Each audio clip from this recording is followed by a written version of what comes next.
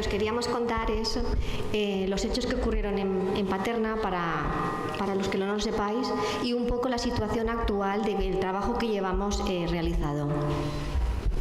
En Paterna, Paterna es una población que está a unos 10 kilómetros de Valencia.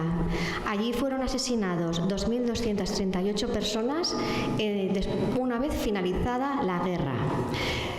Nos gusta recalcarlo porque siempre cuando decimos algo siempre nos dicen es que las guerras mataron a ambos bandos. No, estos fueron después de la guerra, entre 1939 y 1956.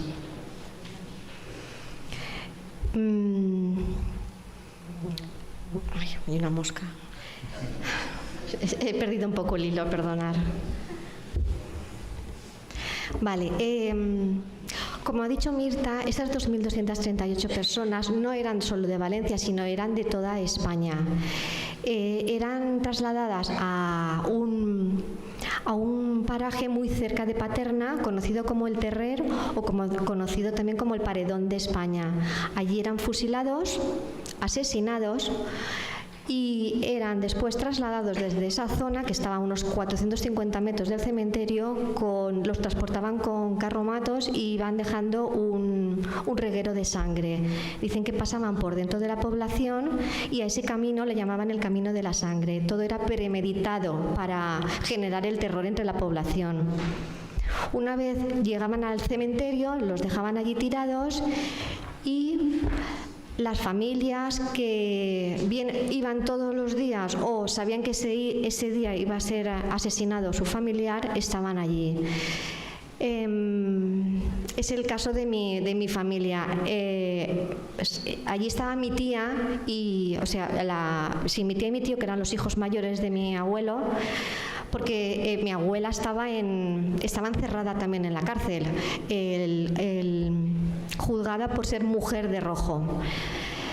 Las familias que estaban allí y veían a sus familiares pudieron limpiarles de sangre y dentro de una botellita de cristal escribían el nombre en un papelito y lo metían dentro de la botellita, lo tapaban y lo ponían en la camisa del pantalón o en el bolsillo de la chaqueta, para una vez ser enterrados, pues ellos ya estaban pensando en exhumarlos para poder identificarlos y llevarlos a casa.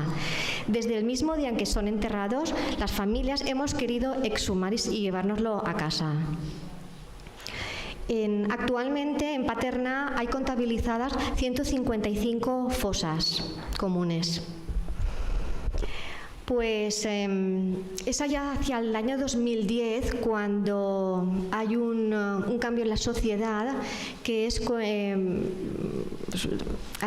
llegabas allá al cementerio y nosotros cuando éramos pequeñas íbamos al cementerio, dejabas flores, estabas un rato allí y te ibas a otro cementerio, pero no se hablaba, había un silencio.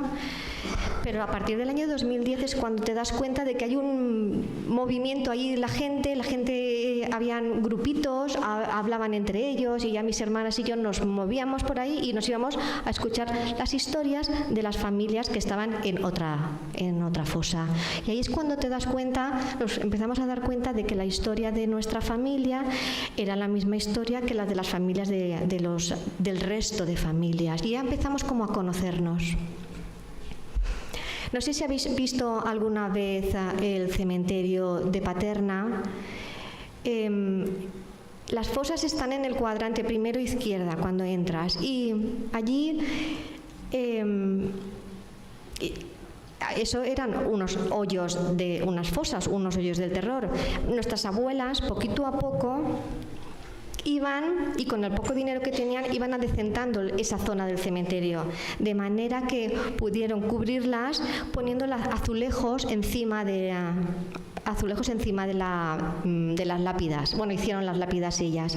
Y en el azulejo ponía el nombre, el apellido, la edad, la localidad. Imaginaros, claro, eso no es algo normal. Tú vas a un cementerio y no te ponen la localidad de dónde es. Eso ya era un acto de rebeldía de ellas diciendo: mi marido o mi hijo ha sido asesinado y está enterrado en un cementerio que no es al que le toca. Esos pequeñitos actos de rebeldía se han ido trasladando de año en año y de generación en generación. Ellos eran la primera generación, nuestras madres la segunda generación y ahora hemos llegado nosotros la tercera generación, las nietas y los nietos, que nos consideramos guardianes de la memoria, porque vamos a seguir. Lo que os he comentado, desde el año 2010 empezamos a conocernos y es cuando empezamos a hablar entre nosotros, a reunirnos, a juntarnos, a contarnos las historias, y es cuando hemos creado una gran familia. A veces hablamos entre nosotros y nos decimos, ¿qué pensarían nuestros abuelos si supieran el movimiento memorialista que hay ahora en Paterna?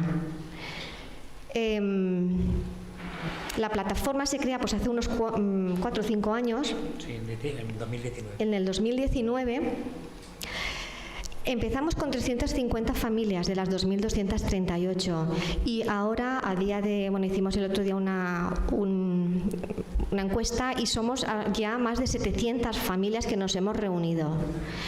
Nos hemos juntado porque pensamos que juntos aunamos fuerzas, tenemos una voz única ante la administración. No queremos callar, hemos roto ese silencio que han mantenido nuestras familias por miedo. Cuando Elena contaba su historia, Elena Solana, me ha recordado a la historia de mi familia. Yo no sabía nada de mi abuelo y es a partir del año 2010 cuando nos ponemos a investigar y vamos a buscar el juicio sumarísimo. Nos vamos a Madrid a buscar el juicio sumarísimo para leerlo. Nuestros abuelos eran civiles, fueron juzgados, condenados a muerte. ¿Qué ponía? Condenados a... No, por auxilio a la rebelión. ¿Auxilio a la rebelión? No, adhesión a la rebelión. Es peor, ¿no? Adhesión a la rebelión. ¿Los dos igual? Sí. Pues auxilio o adhesión a la rebelión es lo que ponían en el mío. Sí. Pues nuestros abuelos eran los concejales, los alcaldes del último equipo de gobierno de la República. Adhesión a la rebelión. Es que darle la huerta. Bueno, pues decidimos crear la plataforma. Y ya empezamos... Esto está lleno de moscas. Empezamos a movernos. Fuimos a Bruselas, al Parlamento Europeo, a pedir... A darnos a conocer y a pedir ayuda. Nos hemos también apuntado a la querella argentina para que se puedan juzgar los crímenes del franquismo.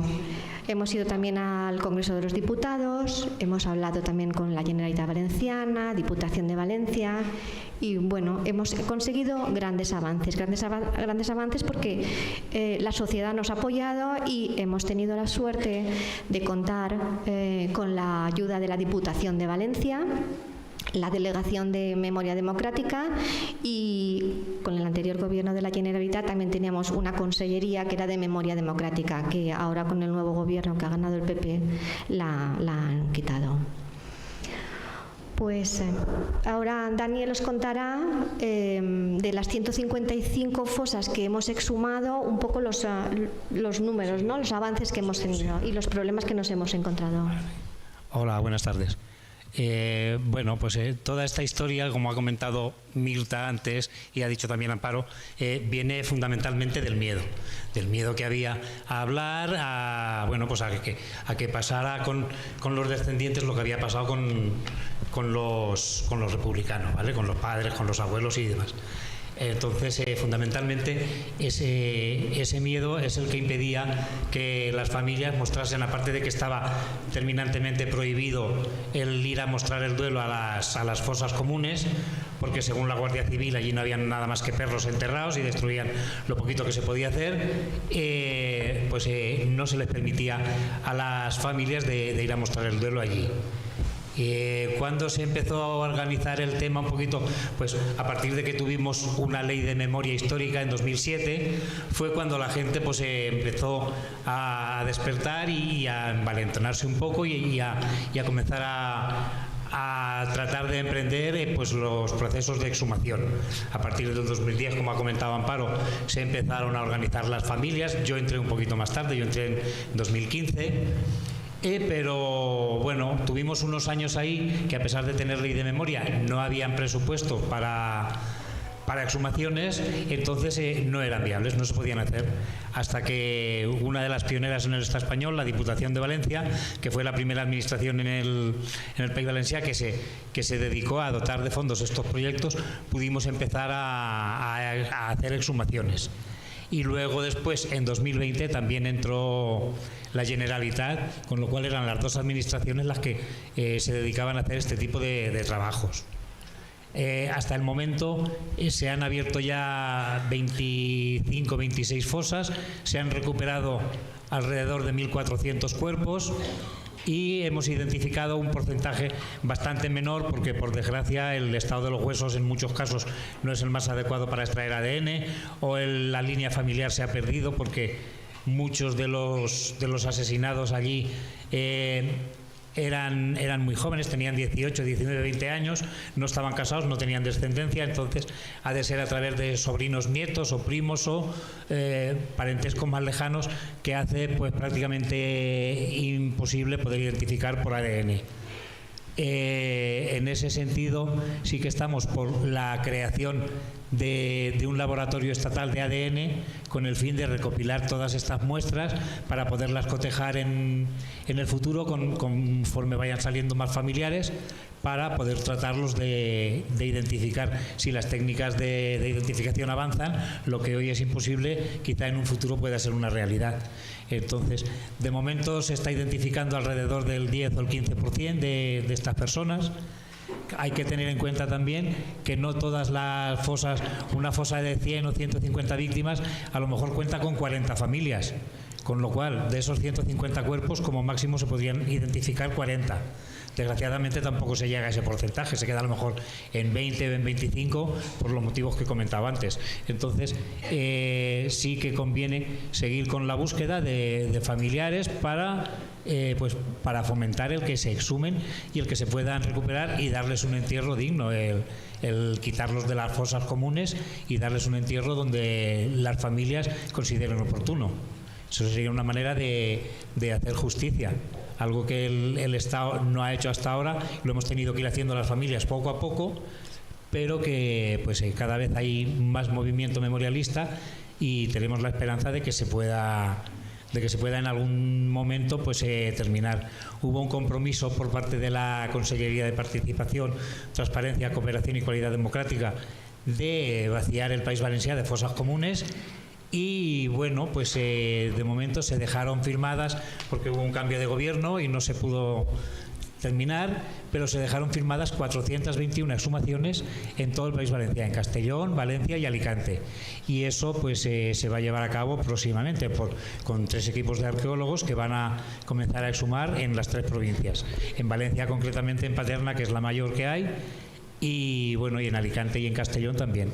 Entonces, lo que pase a partir de ahí ya va a ser más complicado porque, claro, al cambiar la política, el Partido Popular y Vox han estado desde el inicio siempre en contra de la memoria histórica, amenazando con derogarla, mucho antes de tener posición en el gobierno. Hoy que la tienen, se mantienen en eso y, bueno, pues están en ello y quieren derogar la ley, porque, según ellos, esto de abrir las fosas es reabrir viejas heridas. Heridas que no están cerradas en absoluto. Lo que estamos haciendo con las exhumaciones es cerrarlas de manera más o menos definitiva. Pero la derecha y la ultraderecha se mantienen en que es reabrir heridas que deben de estar cerradas ya por el tiempo que ha pasado. Y bueno, pues en esas estamos, intentando de que se puedan llevar a cabo en algún día todas las exhumaciones. Ah, sí, enseguida. Yo he terminado ya. Nada más, gracias.